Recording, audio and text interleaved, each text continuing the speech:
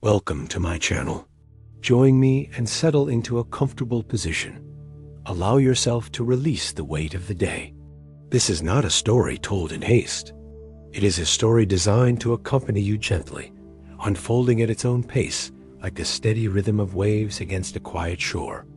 Tonight, we will journey through the long history of Israel, a land that has been shaped by empires, faith, and centuries of human lives. You may imagine yourself as a traveler drifting slowly across time, not hurried, nor pressed for answers, but carried along, listening to echoes of ancient voices, the sounds of markets, prayers, and footsteps on stone. The history of Israel is vast, but we will move through it in gentle stages. We will begin with the earliest days in the Bronze Age land of Canaan, passing through the lives of patriarchs and kings, temples and exiles, through the dominion of great empires, and into the modern age. Each chapter will be told not with urgency, but with calm, so that even if your eyes close, the story continues like a steady river flowing onward. Let us begin at the very beginning. Canaan and the Bronze Age, c. 3000 to 1200 BCE. Imagine yourself standing in the hills of Canaan, long before the word Israel was spoken. The sun is soft in the early morning, brushing the landscape with pale gold. The valleys are green with crops of barley and wheat, and olive trees cling to the slopes. The air carries the smell of damp earth mixed with smoke from small hearth fires. This is the Bronze Age. Across the land, small city-states rise on hilltops: Jericho, Hazor, Megiddo. Each has walls of stone and mud brick, each ruled by a local king or chief. Their lives are bound by fragile alliances, rivalries, and the ever-present need for food and trade. Inside their walls, families live in modest homes flat-roofed, built of clay, their roofs used for drying figs or storing bundles of straw. Pottery jars hold grain, and goats provide milk and meat. In the fields, oxen pull wooden plows, their hooves pressing the soil. Shepherds guide flocks along rocky paths, calling softly as bells chime on the necks of sheep. Religion fills daily life. The Canaanites worship many gods: Baal, the storm bringer; Asherah, mother of life; El, the father of gods. Temples rise with smoke and offerings. Priests chant prayers, pouring wine on altars, lifting their voices in rhythm with the cycles of the earth. Yet Canaan is not an isolated land. It sits at the crossroads of the ancient world. To the south lies Egypt with its pharaohs, pyramids, and temples of stone. To the east, the empires of Mesopotamia with their ziggurats and armies. To the north, the trade routes of Anatolia and beyond. Merchants bring copper, gold, and fine cloth. Ships arrive at the coast with timber and wine, while caravans carry oil and grain out into the deserts. Life is steady, but fragile. Crops depend on rainfall, and too many dry seasons can bring famine. Cities quarrel, sometimes raiding one another, sometimes forming uneasy alliances, and in the distance, change stirs. By the late 13th century BCE, the Bronze Age itself will collapse, shaken by migrations, invasions, and the fall of great kingdoms. It is in this land, among these hills and valleys, that the people who would later be called Israelites slowly emerge. Their beginnings are small tribes of herders, wanderers living at the edges of cities, carrying stories that speak of promise, struggle, and faith. The patriarchal period, Abraham to Joseph. Now, let us turn to those stories. Tradition tells of Abraham, a wanderer from the distant lands of Mesopotamia. Picture him under a sky filled with stars, a tent pitched in the wilderness, flocks resting nearby. He is said to have heard a voice, a single God, unlike the many worshipped by others. This God promised him a land, a people, and a covenant that would endure through generations. Abraham journeys into Canaan, moving from pasture to pasture, building simple altars of stone. His son Isaac continues his path, and Isaac's son Jacob restless and dream-filled, becomes the father of 12 sons. They will later be remembered as the ancestors of the 12 tribes of Israel. Among Jacob's children is Joseph, who finds himself in Egypt after betrayal by his brothers. There, his fortunes rise. Tradition remembers him as a dreamer who interprets visions, who saves Egypt from famine, and who eventually reconciles with his family. Whether history or legend, these tales carry themes of migration, survival, and the idea of a chosen lineage. Scholars debate their historical details, yet archaeology shows us tribes moving in and out of Canaan, blending with local peoples, carrying traditions that may echo in these ancient narratives. The Exodus and the Israelites in Egypt. Myth versus archaeology. The story continues with the Israelites in Egypt, first welcomed, then enslaved. Their cries rise from brickyards and fields where they labor under pharaohs.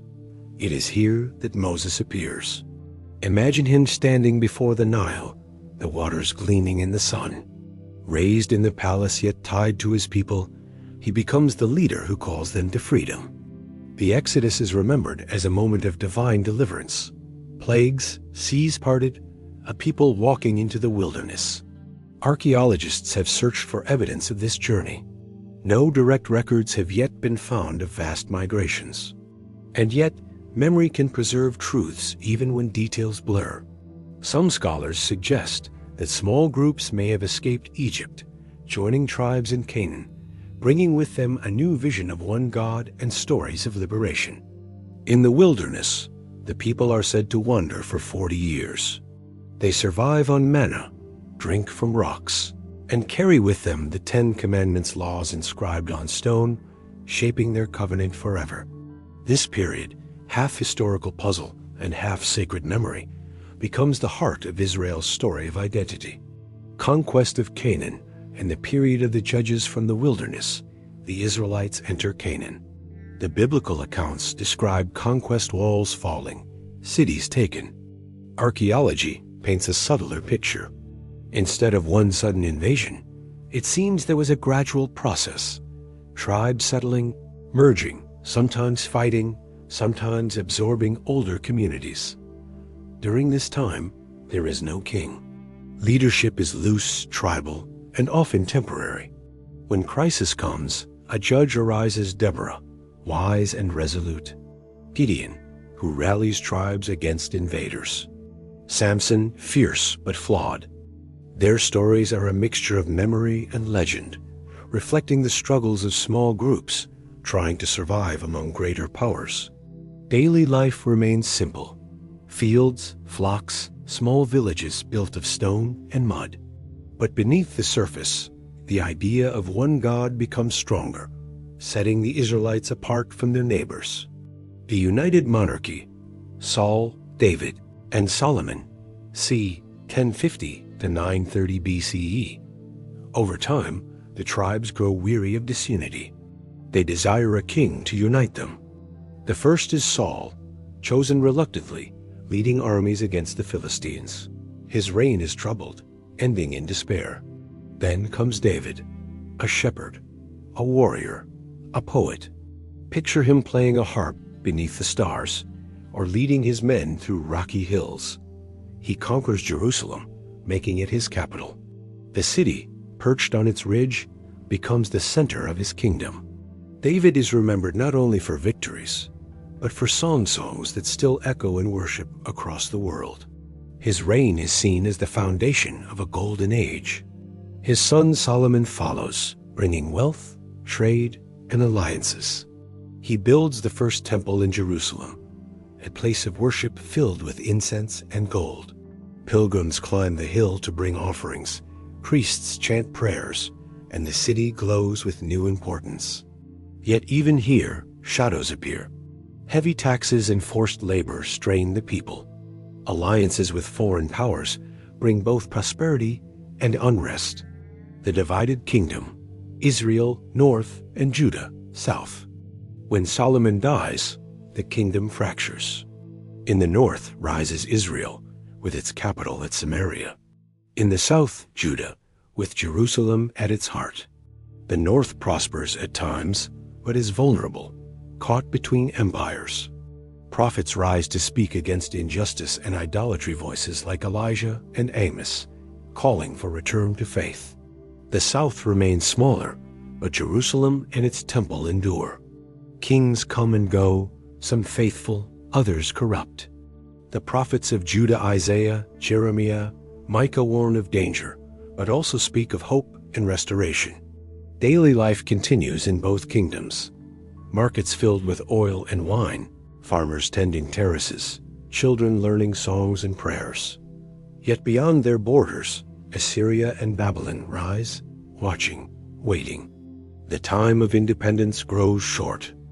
Imagine the land of Israel in the late 8th century BCE. The kingdoms of Israel and Judah, once united under David and Solomon, had long been divided. In the north was the kingdom of Israel, with its capital in Samaria. In the south was Judah, ruled from Jerusalem. Both lands were small, fragile, and surrounded by far larger empires that rose and fell like waves on a shore. The Assyrian conquest and the lost tribes, 722 BCE. In the north, the kingdom of Israel faced the might of the Assyrian Empire. The Assyrians were known not only for their military power, but also for their ruthless policy of deporting conquered peoples, scattering them across distant lands to weaken resistance. In 722 BCE, Samaria fell. The northern kingdom was crushed. Its inhabitants were taken away, dispersed throughout the Assyrian realm. These people would later be remembered as the 10 lost tribes of Israel. Their fate remains one of history's mysteries. Some may have assimilated into other cultures. Others perhaps kept fragments of their traditions alive in distant places. But as a nation, they vanished. For the people of Judah in the south, this was a haunting warning. They had survived for now, but the shadow of empire loomed over them as well. The Babylonian exile and the destruction of the first temple, 586 BCE. More than a century later, the balance shifted. The Assyrians fell, and the Neo-Babylonian Empire, under King Nebuchadnezzar II, rose in their place. Judah resisted Babylonian power, but resistance was costly. In 586 BCE, Babylonian forces breached Jerusalem. The city was devastated. The Temple of Solomon, a center of Jewish worship, was destroyed. For the people, this was more than a political defeat. It was a spiritual calamity. The house of God had been lost. Many Judeans were taken into exile in Babylon. Families were uprooted. Priests, scribes, and artisans found themselves in foreign cities by the rivers of Mesopotamia. There, they mourned their homeland, yet they also adapted. The exile became a crucible of identity. With no temple, worship turned inward toward prayer, the study of law, and the preservation of memory. The people began to write, to collect their sacred traditions, to ensure that even far from Jerusalem, their God remained with them. The destruction of the first temple and the exile in Babylon shaped Judaism profoundly. It gave rise to a faith that could survive without a single sacred building, one that could endure displacement. The Persian period and the return to Zion empires continued to shift. Babylon fell, conquered by Cyrus the Great of Persia in 539 BCE. Unlike the Babylonians, Cyrus pursued a different policy. He allowed exiled peoples to return to their homelands, to rebuild their sanctuaries. For the Judeans, this was an extraordinary gift. Many returned to Jerusalem. The journey was long, across deserts and plains, but the promise of home drew them forward. Ezra the scribe and Nehemiah the governor became central figures in this period.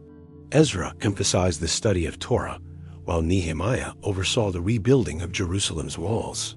Together, they shaped a renewed community. The temple was rebuilt, though smaller and less splendid than Solomon's. Still, it became the second temple, the heart of Jewish worship once again. Sacrifices resumed, festivals were celebrated, and the rhythm of life was restored.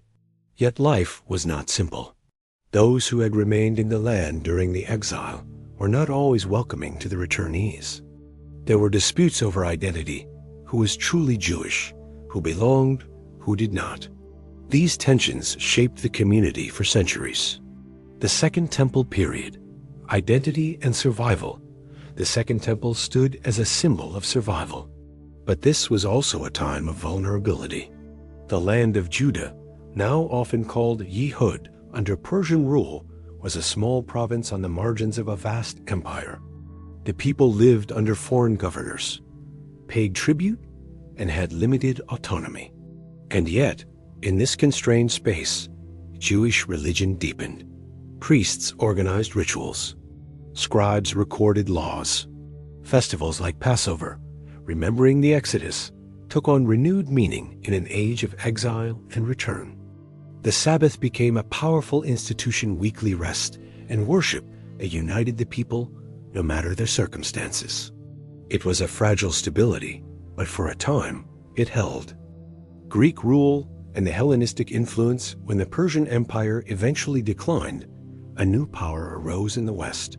In the late 4th century BCE, Alexander the Great swept across the known world. In just a few years, his armies defeated Persia and reached as far as India. Along the way, he conquered the land of Judah. Alexander's conquests did more than shift political boundaries. They spread Greek culture, language, philosophy, art, and customs across vast territories. This cultural wave became known as Hellenism. For the Jews of Judah, this posed both opportunities and challenges. Greek became the common language of administration and trade. Cities like Alexandria in Egypt became centers where Jewish and Greek culture mingled. Jewish scholars translated their scriptures into Greek, the famous Septuagint, making their sacred texts accessible to the wider world. Yet Hellenism also carried tensions.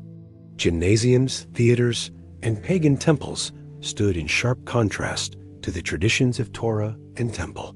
Some Jews embraced Hellenistic ways, adopting Greek names and customs. Others resisted, seeing assimilation as a threat to their covenant with God. This tension simmered, and soon it would erupt. The Maccabean Revolt and the Hasmonean dynasty. In the 2nd century BCE, Judah came under the rule of the Seleucid Empire, one of the successor states to Alexander's empire. A particularly harsh king, Antiochus IV Epiphanes, attempted to impose Greek religious practices. He outlawed Jewish rites, desecrated the temple in Jerusalem, and installed idols within it. For many Jews, this was unbearable. Out of the hills of Judea arose a family of priests known as the Maccabees. Led by Judah Maccabee and his brothers, they launched a revolt. Their warfare was irregular small bands striking from the hills, ambushing larger forces, and retreating into the rugged countryside. Against the odds, they succeeded.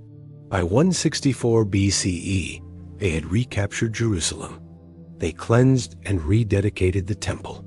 The celebration of this event became the festival of Hanukkah, a commemoration of light and resilience. In the aftermath, the Hasmonean dynasty was established. For the first time in centuries, Judah was independent again. Kings and priests from the Hasmonean family ruled. The kingdom expanded its borders, sometimes by force. Yet internal divisions soon appeared. Some criticized the Hasmoneans for combining kingship and priesthood, roles that traditionally had been separate. Others saw them as too influenced by Hellenistic politics. Still, for about a century, the Jews of the land had a measure of sovereignty rare in this turbulent region. Roman conquest and Herodian rule, but independence would not last. In 63 BCE, the Roman general Pompey marched into Jerusalem. The Hasmonean rulers had become entangled in internal disputes, and Rome seized the opportunity. Judah was brought under Roman influence. Rome appointed client kings to govern, the most famous of whom was Herod the Great. Herod's rule, beginning in 37 BCE, was marked by both grandeur and suspicion. On one hand, he launched ambitious building projects. The The temple in Jerusalem was magnificently rebuilt, expanded into one of the most impressive sanctuaries of the ancient world. He constructed palaces, fortresses like Masada, and the great port city of Caesarea. On the other hand, Herod was a ruler haunted by insecurity. Known for his harshness, he dealt ruthlessly with rivals, even within his own family. To many Jews, his rule felt foreign, supported by Roman power rather than popular will. Under Rome, daily life in Judea reflected contrasts. There were Roman roads, bustling markets, and increasing cultural exchange. Yet beneath this surface lay deep resentment. Roman taxation was heavy. Governors often interfered in religious matters. The presence of Roman soldiers was a constant reminder of subjugation. This uneasy mix of prosperity and oppression set the stage for future upheaval. The life and times of Jesus, historical context. It was within this Roman Jewish world that Jesus of Nazareth lived. While the religious story of Jesus is central to Christianity, historians view his time as a window into the social and political tensions of Judea under Rome. The land was divided between different Jewish groups. The Pharisees emphasized study of the Torah and oral law. The Sadducees, often connected with the priestly elite, were more closely aligned with the temple. The Essenes, perhaps authors of the Dead Sea Scrolls, withdrew into desert communities, awaiting divine intervention. The Zealots advocated armed resistance against Rome. Against this backdrop, Jesus preached a message of spiritual renewal, compassion, and the coming of God's kingdom. His growing following concerned both the Jewish authorities and the Roman rulers. Ultimately, he was executed by crucifixion, a Roman method of punishment for rebels and non-citizens. Regardless of belief, his life and death reflect the volatile mix of faith, politics, and empire that defined the era. The Jewish-Roman wars and destruction of the Second Temple, 70 CE. Resentment of Roman rule did not remain quiet. In 66 CE, a great revolt broke out. Fueled by anger at Roman taxation, sacrilege, and brutality, Jewish rebels took up arms. For a brief time, they drove out Roman garrisons and declared independence. But Rome responded with overwhelming force. By 70 CE, Roman legions under Titus besieged Jerusalem. The city endured famine and fierce fighting. Eventually, the Romans breached the walls. The Second Temple was set aflame. Stones collapsed. The sanctuary, the heart of Jewish worship for centuries, was lost. For the Jewish people, this was a shattering event. Once again, the central place of worship was gone. Once again, exile loomed. The war did not end there. Pockets of resistance held out, most famously at Masada, where Jewish defenders resisted until 73 CE, but Roman might was relentless. The Bar Kokhba revolt and final dispersion, 135 CE. Decades later, another uprising emerged. Between 132 and 135 CE, under the leadership of Simon Bar Kokhba, Jews again rose against Rome. For a short time, they achieved independence. Coins were minted, sacrifices resumed, but Rome returned with massive armies. The rebellion was crushed. Afterward, Rome imposed harsh punishments. Judea was renamed Syria Palestina, a deliberate attempt to sever Jewish ties to the land. Jews were banned from Jerusalem. Survivors were scattered across the empire. This dispersion marked the beginning of a long era, the Jewish Diaspora, in which communities would live outside their ancestral homeland for nearly 2 millennia. Life in the Diaspora. After the crushing of the Bar Kokhba revolt in 135 CE, Jewish life in the land of Israel was left shattered. Jerusalem was largely emptied of Jews, renamed Aelia Capitolina, and rebuilt as a Roman colony. For centuries afterward, Jews would only be allowed to enter the city on rare occasions, such as to mourn at the ruins of the temple on the day of Tisha B'Av. But though the homeland was fractured, Jewish life did not vanish. Instead, it spread outward, weaving itself into the fabric of many lands. Communities flourished across the Roman Empire, in North Africa, in Spain, in Italy, and especially in Babylon, where the Jewish population had remained strong since the days of exile centuries earlier. In these communities, synagogues replaced the temple as centers of worship. Rabbis became spiritual leaders, guiding the people in the study of Torah and law. Festivals continued, but now within faraway lands, linking scattered Jews back to their shared story. Daily life in the diaspora varied. In some places, Jews became traders, artisans, and scholars, contributing to the societies around them.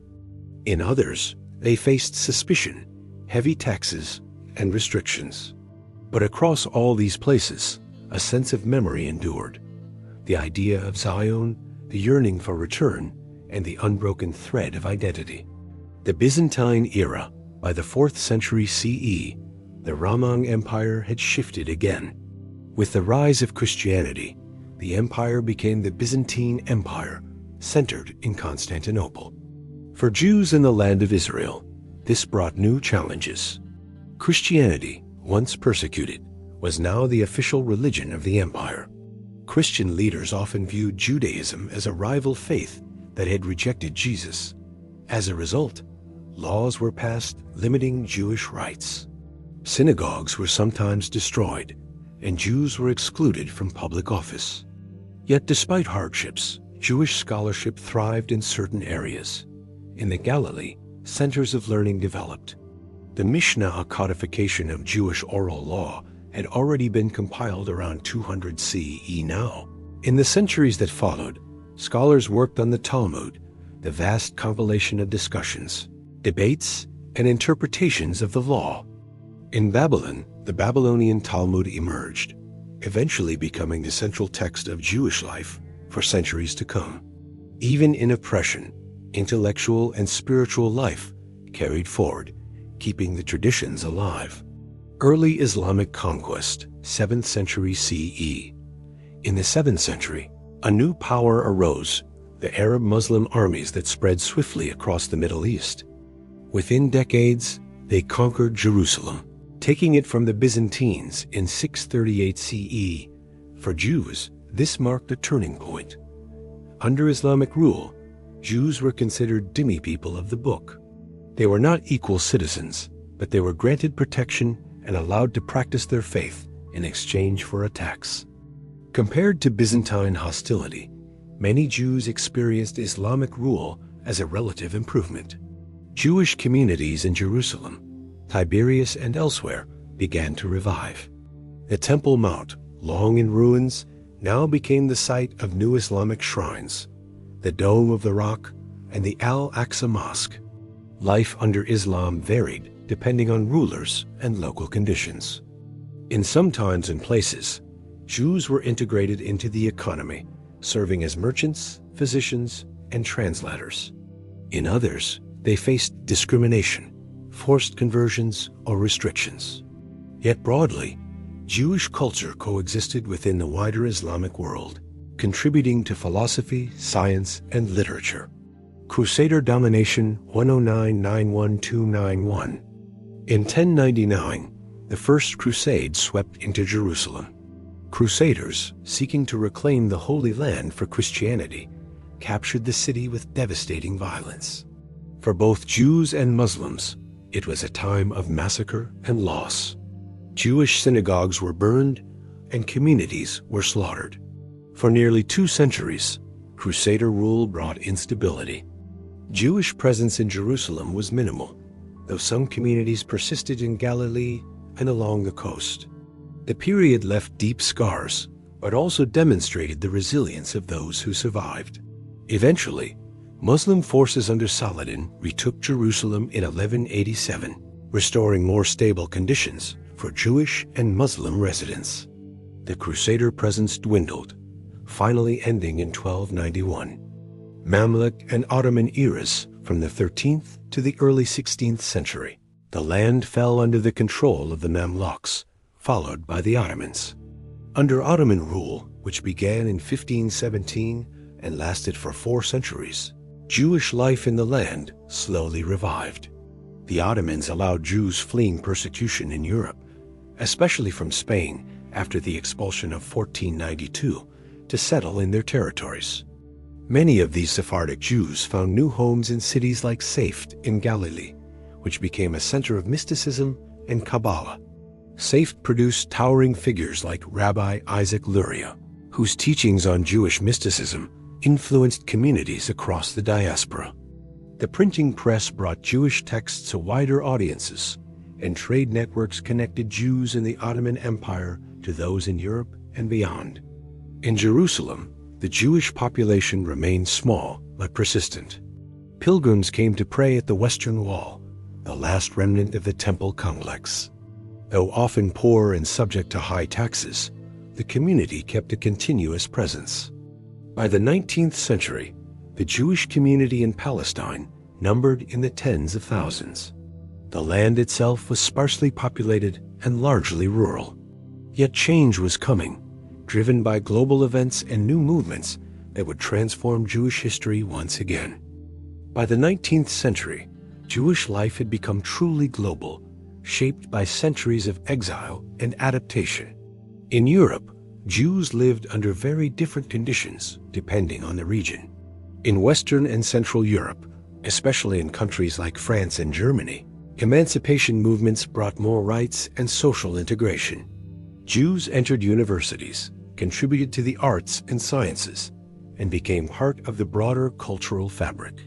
But this integration was always fragile, shadowed by prejudice and suspicion. In Eastern Europe and Russia, conditions were harsher. Millions of Jews lived in the so-called Pale of Settlement, confined to small towns and villages, often impoverished, subject to heavy restrictions, and vulnerable to sudden outbreaks of violence known as pogroms. These attacks left communities shattered, lives destroyed, and a deep sense of insecurity imprinted upon the Jewish psyche. It was in this climate that new ideas began to take hold. For centuries, Jews had prayed for a return to Zion as part of their spiritual tradition. The phrase "next year in Jerusalem," repeated at Passover and at the end of Yom Kippur, had been a poetic yearning, a religious aspiration. But in the modern age, with nationalism sweeping across Europe, that dream began to take on political dimensions. If the Italians, the Germans, the Hungarians, and others could imagine themselves as nations reclaiming their destiny, why not the Jews? The birth of modern Zionism was thus both a response to persecution and an embrace of modern political thought. One of the key figures in this transformation was Theodor Herzl, an Austro-Hungarian journalist living in Vienna. Herzl had witnessed the persistence of anti-Semitism even in supposedly enlightened societies, most famously during the Dreyfus Affair in France, where a Jewish army officer was falsely accused of treason amid a storm of anti-Semitic fury. Herzl concluded that assimilation and integration would never be enough. The Jewish people would never be safe until they had a homeland of their own. In 1896, he published Der Judenstaat, the Jewish State, a pamphlet that laid out the vision of a modern Jewish nation, secured by international law, in which Jews could live free of persecution. The idea spread rapidly, resonating especially with young Jews in Eastern Europe who faced the daily reality of poverty, marginalization, and violence.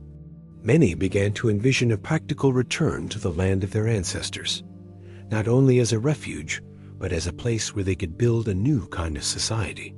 These pioneers called their movement Aliyah, meaning ascent, referring to immigration to the land of Israel.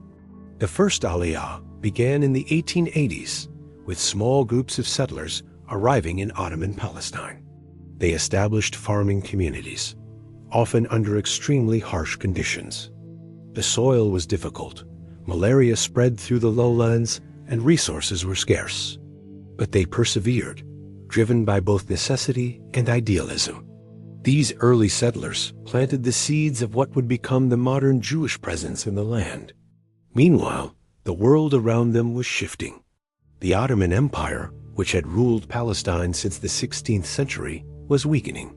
European powers expanded their influence in the region, building railways, establishing consulates, and competing for control of the eastern Mediterranean. For the Zionists, this presented both opportunities and challenges. On the one hand, European support might secure the legitimacy they sought. On the other, local Arab populations, who had their own attachment to the land, were beginning to grow uneasy with the arrival of Jewish settlers and the changing demographic balance. As the 19th century gave way to the 20th, the Zionist movement became more organized. The first Zionist Congress was held in Basel, Switzerland, in 1897, led by Herzl himself. Delegates from across the Jewish world gathered to debate, to plan, and to imagine a future state. Herzl wrote in his diary afterward that in Basel he had founded the Jewish state, and though the world did not yet recognize it, in 50 years it would exist. His words would prove prophetic. The early decades of the 20th century brought waves of immigration. The second Aliyah, beginning in 1904, included many young socialist pioneers who sought not only a homeland, but a transformation of Jewish society itself. They established collective farms, known as kibbutzim, where property was shared, labor was communal, and ideals of equality guided daily life. These communities were not just economic experiments. They were symbols of renewal, a belief that the Jewish people could reinvent themselves from a dispersed minority into a proud, productive nation. World War I dramatically altered the region's future. As the Ottoman Empire aligned with Germany and Austria-Hungary, Britain and France began plotting the post-war order. In 1917, Britain issued the Balfour Declaration, a statement of support for the establishment of a national home for the Jewish people in Palestine, while also insisting that the rights of non-Jewish communities would not be harmed. For Zionists, this was a breakthrough, the first major power to recognize their aspirations. For Arabs in the region, it was a troubling sign that their own nationalist hopes might be overshadowed. After the war, the League of Nations granted Britain the mandate to govern Palestine. Under British rule, Jewish immigration increased, fueled by both Zionist fervor and growing anti-Semitism in Europe. New cities were founded, such as Tel Aviv, envisioned as a modern Hebrew urban center. Agricultural settlements expanded, and Hebrew was revived as a spoken language. Yet alongside this growth, tensions escalated. Arab communities, feeling dispossessed and threatened by the influx of immigrants and land purchases, protested and resisted. Clashes broke out, sometimes erupting into violence. Britain found itself caught between two nationalist movements, one Jewish, one Arab, each determined to control the land. During the 1920s and 1930s, violence became more frequent. Arab riots in 1920, 1921, and especially in 1929, targeted Jewish communities, leading to deaths and destruction. Britain responded with commissions and white papers, seeking to restrict immigration and land sales in hopes of calming unrest. But these measures angered the Zionists, who saw them as betrayals of the Balfour Declaration. For Jews in Europe, the restrictions would soon prove catastrophic. As Nazi Germany rose in the 1930s, Jewish life in Europe faced annihilation. Zionist leaders pleaded for greater immigration rights to Palestine, but British policies tightened.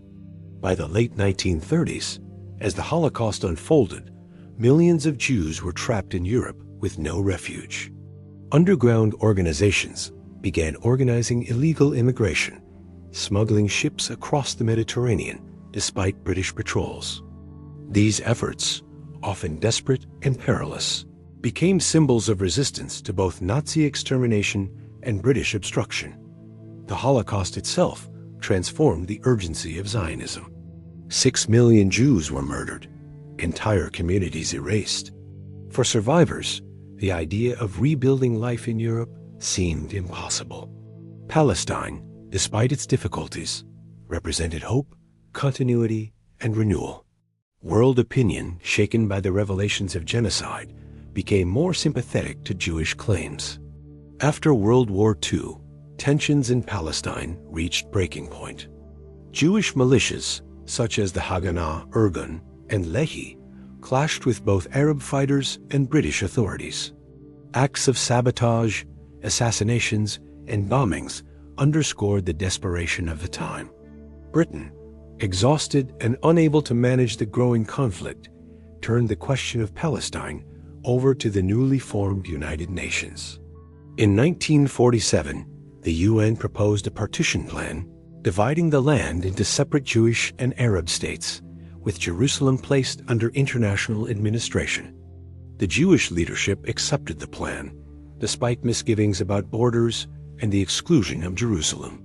The Arab leadership rejected it, viewing partition as an unjust intrusion. The stage was set for war. On May 14, 1948, David Ben-Gurion declared the establishment of the State of Israel in Tel Aviv. Almost immediately, the armies of neighboring Arab states invaded. The First Arab-Israeli War had begun. The declaration of the State of Israel on May 14, 1948, was not the end of struggle, but the beginning of a new chapter. Within hours, armies from Egypt, Jordan, Syria, Lebanon, and Iraq crossed into the newborn state. The conflict that followed, known in Israel as the War of Independence and in the Arab world as the Nakba, the catastrophe, was both a military battle and a profound turning point in the history of the region. For Jews, it was the fight for survival, the defense of a fragile homeland only recently proclaimed. For Palestinians, it marked the loss of their homes, their lands, and in many cases, their very presence in villages that had stood for centuries. The fighting was brutal. In some areas, Jewish forces were overwhelmed and communities destroyed. In others, Jewish militias advanced, capturing towns and villages, sometimes expelling their inhabitants. By the end of the war in 1949, Israel had secured not only the land designated for it by the United Nations Partition Plan, but also additional territory gained during the fighting. More than 700,000 Palestinians fled or were expelled during the conflict, creating a refugee crisis that has remained unresolved to this day. Neighboring Arab states, humiliated by their defeat, refused to recognize Israel's existence, while Israel, victorious yet scarred, now faced the reality of building a state amid hostility. The new nation had immediate challenges. Hundreds of thousands of Jewish refugees arrived from war-torn Europe, many of them Holocaust survivors who had nothing left but memories of loss. At the same time, Jews from Middle Eastern and North African countries faced growing persecution and expulsion, and many fled to Israel. In the first few years alone, Israel's population doubled, straining housing, food, and infrastructure. Tent camps and temporary shelters dotted the landscape, while leaders scrambled to absorb these waves of newcomers. The ethos of the time was one of sacrifice and collective resilience. Rationing was imposed, jobs were scarce, but the determination to forge a homeland out of adversity was unshakable. Politically, Israel was shaped by its founding generation, led by David Ben-Gurion and the Mapai Party, rooted in socialist ideals. The kibbutz and the moshav, communal and cooperative farming settlements, became iconic symbols of the new society. Hebrew, revived decades earlier, became the national language, uniting immigrants from dozens of countries under one tongue. Education, defense, and agriculture were prioritized as the state sought to root itself firmly in the land and in the identity of its people. Yet the shadow of conflict never lifted. Armistice lines were drawn in 1949, but they were not recognized as permanent borders. The West Bank came under Jordanian rule, Gaza under Egyptian administration. Jerusalem was divided, its western half controlled by Israel, its eastern half, including the Old City, held by Jordan. For Jews, access to the Western Wall was cut off. For Palestinians, separation from their lands and the permanence of refugee camps deepened resentment and despair. The 1950s and 1960s were decades of state building but also of continual skirmishes. Cross-border raids, retaliatory strikes, and occasional clashes kept the atmosphere tense. In 1956, Israel, alongside Britain and France, invaded Egypt in what became known as the Suez Crisis, triggered by Egyptian President Gamal Abdel Nasser's nationalization of the Suez Canal. Militarily, Israel performed well, seizing the Sinai Peninsula, but under pressure from the United States and the Soviet Union, it was forced to withdraw. Still, the operation boosted Israeli confidence and underscored its reliance on international alliances for survival. The most dramatic turning point came in 1967. Amid rising tensions with its Arab neighbors, Israel launched preemptive strikes against Egypt, Syria, and Jordan in what became the Six-Day War. The outcome was swift and decisive. In less than a week, Israel captured the Sinai Peninsula, the Gaza Strip, the West Bank, East Jerusalem, and the Golan Heights. For Jews, the most emotional moment was the capture of the Old City of Jerusalem, where Israeli soldiers stood before the Western Wall for the first time in nearly 2 decades. The cry of "Jerusalem is ours" echoed through Israeli society, imbuing the nation with a sense of triumph and divine destiny. But victory brought new complexities. Suddenly, Israel controlled territories with over 1 million Palestinian Arabs.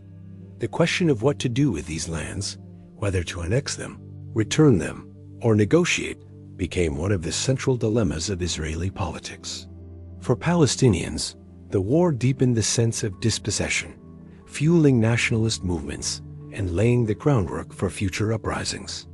Only 6 years later, in 1973, war returned. On Yom Kippur, the holiest day of the Jewish calendar, Egypt and Syria launched a surprise attack, catching Israel unprepared. The early days of the war were disastrous for Israel, with heavy losses in the Sinai and Golan. But after initial setbacks, Israeli forces regained ground, pushing back their adversaries. The war ended in a military stalemate, but psychologically, it shattered the myth of Israeli invincibility born in 1967. It also set the stage for political change. Out of the Yom Kippur War came an unexpected opening. Egyptian President Anwar Sadat, recognizing the futility of endless conflict, extended a hand toward peace. In 1979, under U.S. mediation, Egypt and Israel signed a peace treaty, the first between Israel and an Arab state. Israel returned the Sinai Peninsula, and in exchange, Egypt recognized Israel's right to exist. While many in the Arab world condemned Sadat, leading to his eventual assassination, the agreement showed that peace was possible, even between bitter enemies. Inside Israel, the late 1970s and 1980s saw shifts in politics and society. The dominance of the labor movement gave way to the rise of the Likud party, led by Menachem Begin. Economic policies changed, settlements expanded in the West Bank, and debates over identity and security intensified. For Palestinians, the 1980s brought the first Intifada, a mass uprising against Israeli rule, marked by protests, civil disobedience, and violent confrontations.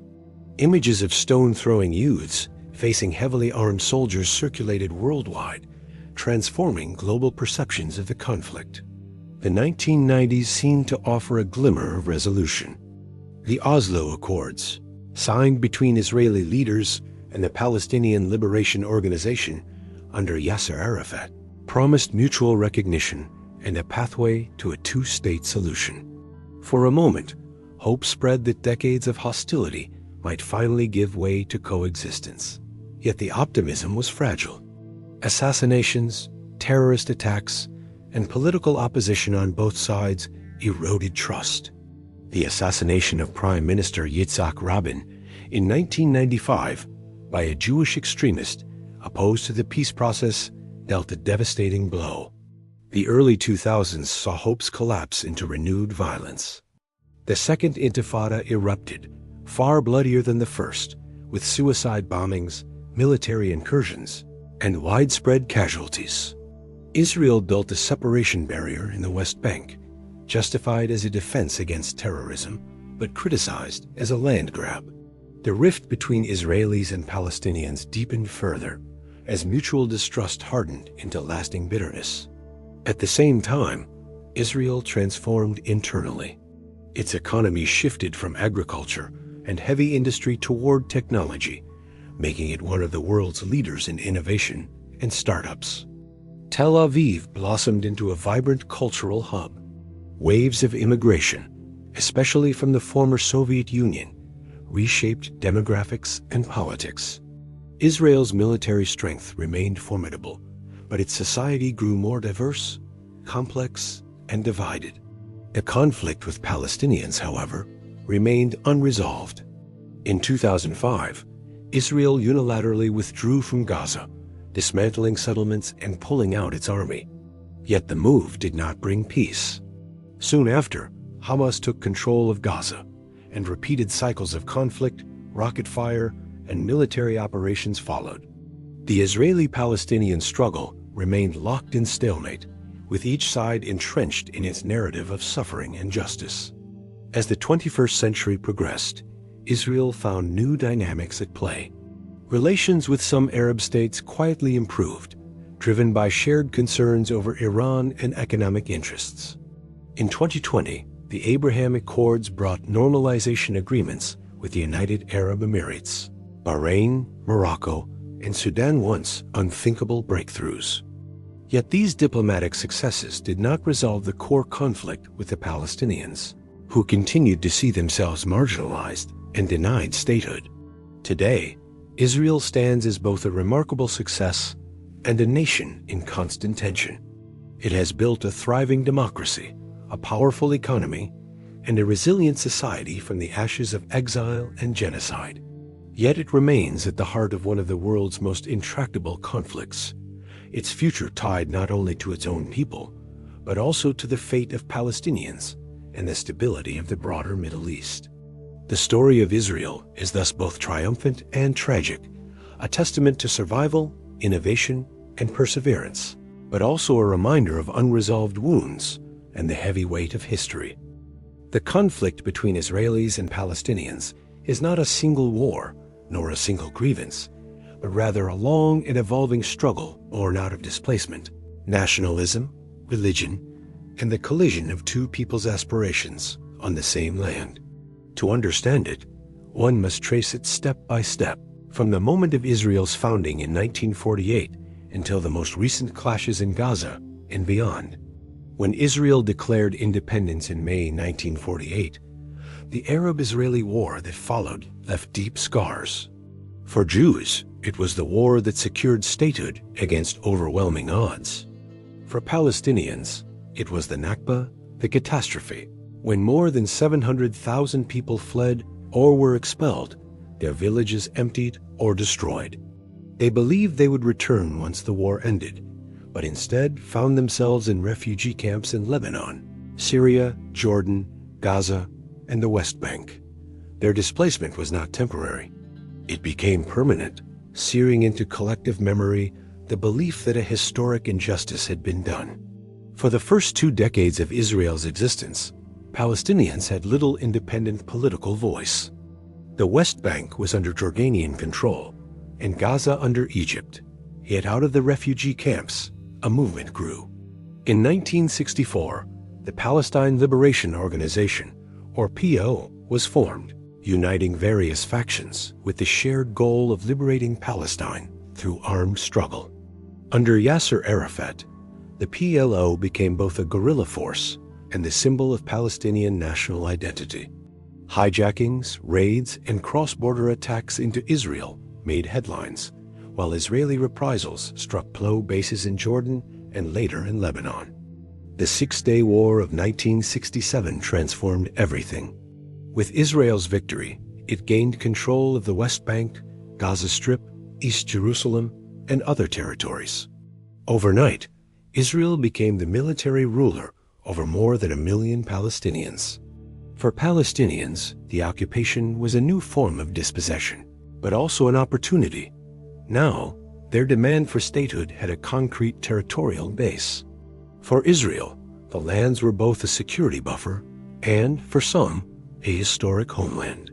Jewish settlements soon appeared in the West Bank and Gaza, small at first, but growing steadily, creating a new layer of conflict. The following decades saw cycles of violence. In 1970, after bloody clashes in Jordan known as Black September, the PLO was expelled and shifted its operations to Lebanon. From there, it launched attacks into northern Israel, while Israel struck back with increasing force. In 1982, Israel invaded Lebanon, aiming to crush the PLO. The war pushed Arafat and his fighters out of Beirut, but also embroiled Israel in a long and costly entanglement in Lebanon, culminating in the 1985 withdrawal for most of the country, but leaving a military presence in the south. For Palestinians within the occupied territories, life was marked by military rule, checkpoints, land confiscations, and the daily presence of Israeli authority. The frustration boiled over in December 1987, when the First Intifada erupted. What began as spontaneous protests in Gaza quickly spread across the West Bank. Palestinians, especially the youth, threw stones, burned tires, and refused cooperation with Israeli rule. Israel responded with force, arrests, curfews, live ammunition, and the iconic image of young boys with slingshots facing soldiers with rifles became the defining picture of the uprising. The Intifada lasted for years, changing the world's view of the conflict and bringing Palestinian voices to the center of international debate. Amid the turmoil, a new movement emerged in Gaza, Hamas. Founded in 1987 as an offshoot of the Muslim Brotherhood, Hamas combined Islamist ideology with Palestinian nationalism. Unlike the PLO, which grew increasingly willing to negotiate, Hamas rejected compromise, calling for the destruction of Israel and the establishment of an Islamic state in all of Palestine. Its mixture of religious fervor and social welfare networks made it popular, especially among poorer Palestinians in Gaza, and it soon became a rival to the PLO for leadership of the Palestinian cause. The First Intifada eventually gave way to diplomacy. Secret negotiations between Israel and the PLO led to the Oslo Accords of 1993, in which both sides recognized each other and agreed on a roadmap toward peace. The Palestinian Authority was created to govern parts of the West Bank and Gaza, with the promise of eventual statehood. For the first time, Palestinians had a semi-autonomous political body, yet the optimism was fragile. Jewish extremists opposed concessions, culminating in the assassination of Israeli Prime Minister Yitzhak Rabin in 1995. Meanwhile, Hamas carried out suicide bombings, undermining Israeli faith in the process. Settlements continued to expand, and final status issues Jerusalem, refugees, borders remained unresolved. By 2000, hopes collapsed again. After failed negotiations at Camp David, the Second Intifada erupted. This time, it was far more violent. Suicide bombings struck buses, cafes, and markets in Israeli cities. Israel responded with massive military operations in the West Bank, reoccupying cities and constructing a separation barrier. Casualties mounted on both sides, thousands of Palestinians killed, along with hundreds of Israelis. The bitterness left from those years further eroded trust, leaving peace seemingly out of reach. In 2005, Israel withdrew unilaterally from Gaza, dismantling all settlements and pulling out its army. But rather than bringing peace, the move created a political vacuum. Hamas won Palestinian legislative elections in 2006, a shock to the international community. Tensions between Hamas and the Fatah-led Palestinian Authority exploded into civil war in 2007, leaving Hamas in control of Gaza and Fatah governing the West Bank. Since then, the Palestinian leadership has been divided, weakening their bargaining position and hardening the split between Gaza and the West Bank. From 2008 onward, Repeated wars between Israel and Hamas in Gaza became a tragic cycle. Hamas and other factions launched rockets into southern Israel, often indiscriminately targeting civilian areas. Israel, citing its right to self-defense, carried out airstrikes and ground operations that devastated Gaza's infrastructure and claimed thousands of lives. Each conflict, 2008-9, 2012, 2014, 2021, and beyond, followed a similar pattern: escalation, destruction, ceasefire, and an uneasy calm until the next round began. For Gazans, life became increasingly desperate, hemmed in by blockade, poverty, and destruction. For Israelis living near Gaza, daily life was marked by sirens, shelters, and uncertainty.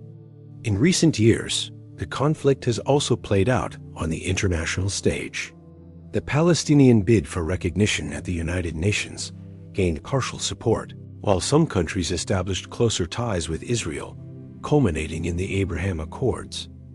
Yet the central issue, Palestinian statehood, remains unresolved. Settlements in the West Bank have grown into cities, making the prospect of a contiguous Palestinian state ever more complicated.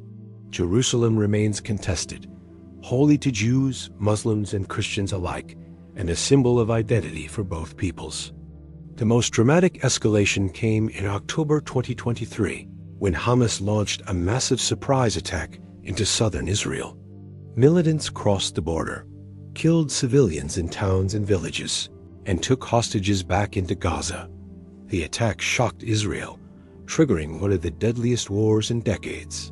Israel responded with unprecedented bombardments and a ground offensive into Gaza, vowing to destroy Hamas.